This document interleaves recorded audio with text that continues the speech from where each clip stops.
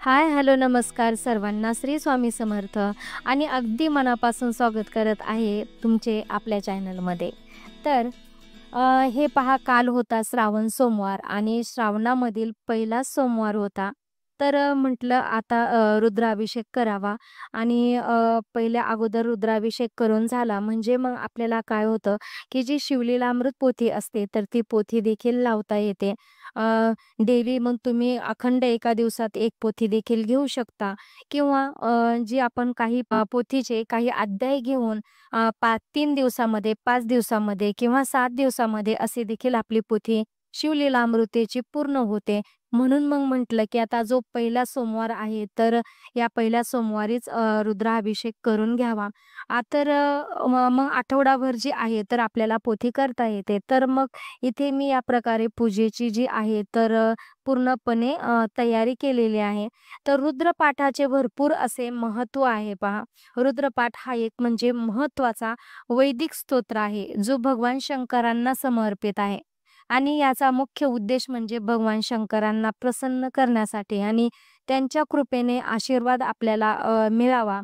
तर असे रुद्रपाठांचे पठण केल्याने अनेक आपल्याला फायदे हे मिळत असतात.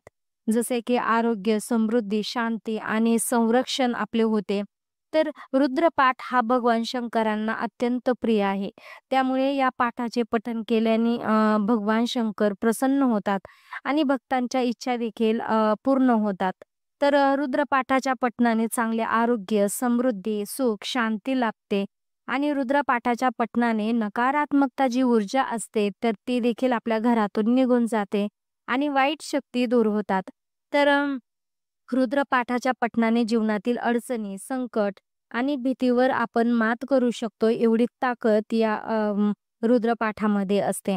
किंवा महाशिवरात्रीच्या दिवशी रुद्रपाठाचे पठण किंवा रुद्राभिषेक करणे हे विशेष फलदायी तर मानलेच जाते. परंतु श्रावण महिन्यामध्ये देखील आपल्याला जेवढे होईल, जेवढ्या वेळेस होईल तेवढ्या वेळेस आपण रुद्राचे पठण केले पाहिजे.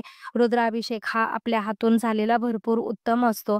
तर असे काही गरजेचे नाहीये, की आपण तो फक्त सोमवारीच केला पाहिजे असं काहीही नाही. श्रावण म्हटलं, की मग हा सर्व काही महिना आपल्या भोलेनाथांचा असतो. त्यामुळे सोमवारी तर केलेला खूपच उत्तम. परंतु सोमवार देखील सोडता जर तुम्हाला मध्ये कधीही वेळ भेटला, तर या श्रावण महिन्यामध्ये तुम्ही कधीही रुद्रांचे पठण करू शकता. रुद्रपाठ हा करू शकता.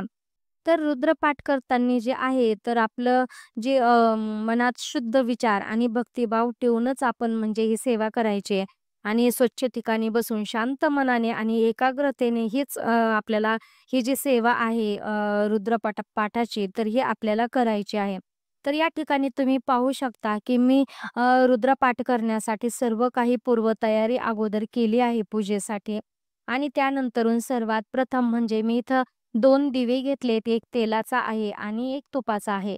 तर इथं सर्वात प्रथम म्हणजे मी पाट घेतला आणि पाटावरती सर्वात पहिले पांढरे वस्त्र जे आहे तर ते अंथरलेले आहे आणि त्यानंतरून मग अक्षदा आणि हळदी-कुंकू त्यावरती टाकून आसन देऊन अगोदर तेलाचा दिवा प्रज्वलित केला आणि नंतरून मग तुपाचा दिवा प्रज्वलित केला आणि दिवा प्रज्वलित केल्याच्या नंतरून हळदी, कुंकू, अक्षदा आणि फुले वाहून अगोदर दिव्यांची पूजा करून घेतली आणि त्यानंतरूनच मग गणपती बाप्पाची पूजा करण्यासाठी घेतले.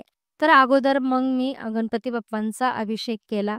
तर अभिषेक करण्यासाठी मग इथे मी दूध, दही, मध, तूप आणि साखर घेतली आणि याने अभिषेक करून नंतरून चांगल्या पानाने अभिषेक करून घेतला आणि अभिषेक झाल्याच्या नंतरून मूर्तीला स्वच्छ धुवून व्यवस्थित ती अगदी स्वच्छ कपड्याने, कोऱ्या कपड्याने पुसून घेतली आणि मग नंतरून तांदूळ आणि त्यावरती हळदी-कुंकू टाकून गणपती बाप्पांना आसन दिले आणि नंतरून फुलं, हळदी-कुंकू वाहून, गुलाल वाहून गणपती बाप्पाची पूजा केली आणि मग त्यानंतरून मग मी शिवपिंडीचा अभिषेक सुरू केला. तर अभिषेक करण्याच्या अगोदर मी इथे जिथे बेल आहे, तर ते बेल अगोदर ठेवलेले आहे. तर बेलाचा जो गुळगुळीत हिस्सा आहे, हा वरच्या साईडने ठेवला आहे आणि नंतरूनच त्यावरती थोडेसे तांदूळ टाकून पिंडीला ठेवले आहे आणि ठेवल्याच्या नंतरून मग मी अभिषेक सुरू केला आणि अभिषेक करून झाल्याच्या नंतरून अगदी व्यवस्थित पुसून घेतली आणि पुसून घेतल्याच्या नंतरून मग इथे परत शिवपिंडी जी आहे तर मी स्थापन केली. तर ताटामध्ये स्थापन करायच्या वेळेला आपल्याला अगोदर बेलपत्र ठेवायचं आहे, थोडेसे तांदूळ टाकायचे आहेत आणि मग शिवपिंडी ठेवायची आहे. शिवपिंडीच्या वरती हा जो रुद्राक्ष आहे तर हा ओरिजिनल रुद्राक्ष आहे. असे माझ्याकडे 3 रुद्राक्ष आहेत. तर ते शिवपिंडी छोटी असल्या कारणाने बाकीचे 2 बसत नव्हते. म्हणून मग मी फक्त एकच रुद्राक्ष त्या पिंडीवरती ठेवला.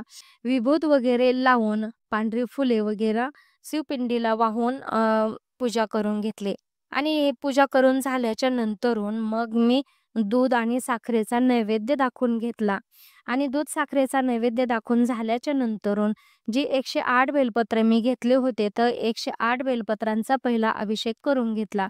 तर पूर्ण 108 बेलपत्र ओम नमः शिवाय हा मंत्र जपून 108 बेलपत्र वाहिले आणि वाहून झाल्याच्या नंतरून मग मी अभिषेकसाठी सुरुवात केली. म्हणजे काय, मग मी गळती लावली आणि गळती लावून जी आहे, तर पहिले स्वामी स्तवन घेतले, गणपती अथर्व शीर्षे घेतले आणि मग नंतरून रुद्रपाठाला सुरुवात केली.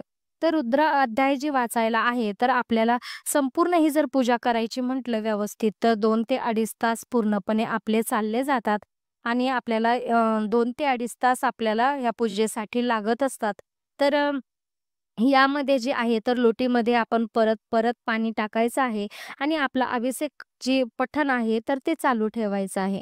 तर या पद्धतीने पूर्ण पठण झाल्याच्या नंतरून देवाची आरती वगैरे केली आणि अशा प्रकारे जे आहे तर श्रावणाच्या पहिल्या सोमवारचा रुद्राभिषेक माझ्या हातून पूर्ण झाला. तर या पद्धतीने जे आहे तर श्रावणमधल्या पहिल्या सोमवारची सेवा घडली आणि ही सेवा स्वामी माऊलींनी घडवून आणली. त्याच्यासाठी भोलेनाथांना आणि स्वामी माऊलींना कोटी-कोटी धन्यवाद. तर आजचा व्हिडिओ इथंच थांबवते. आजचा व्हिडिओ जर तुम्हाला आवडला असेल तर व्हिडिओला लाईक करा, शेअर करा, चॅनलला सबस्क्राईब करा. भेटूया अशाच नवीन एका व्हिडिओमध्ये. तोपर्यंत तुम्ही करा चॅनलला सबस्क्राईब आणि कमेंट बॉक्समध्ये हजेरी द्यायला बिलकुलही विसरू नका. श्री स्वामी समर्थ.